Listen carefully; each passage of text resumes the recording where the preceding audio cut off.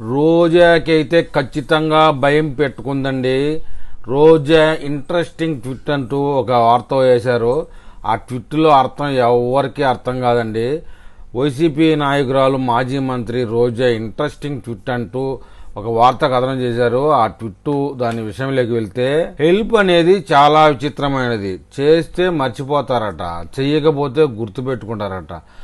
ఈమె ఎవరికి హెల్ప్ చేసింది, అది ఎవరు గుర్తుపెట్టుకోలేదు, ఎవరికైతే హెల్ప్ చేయలేదో వారు ఎవరు గుర్తుపెట్టుకున్నారో ఆమెకన్నా అర్థమైందో లేదో ఈ ట్విట్ విషయం అట పక్కన పడేస్తే, వాస్తవానికి ఏమైందంటే ఇప్పుడు ఆమెకైతే ఒక భయం కనగలిగిందండి.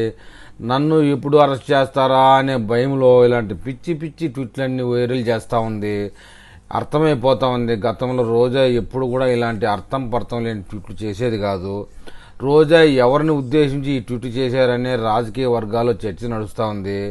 రోజా ట్విట్ అనే విషయంలో నా కొంపదీసి జగన్మోహన్ రెడ్డికి నేను హెల్ప్ చేశాను, నన్ను గుర్తుపెట్టుకోలేదనే, లేకపోతే నగరంలో ఇంకెవరికన్నా ఈమె కింద బినామీలకి డబ్బు ఏమైనా హెల్ప్ చేసిందా, వాళ్ళు ఇవ్వకపోతే ఏమన్నా ఇలా కామెంట్ చేసిందా, డబ్బులు ఇచ్చి ఇవ్వకపోతే ఇలా కామెంట్ చేస్తే దొరికిపోయినట్టే లెక్క.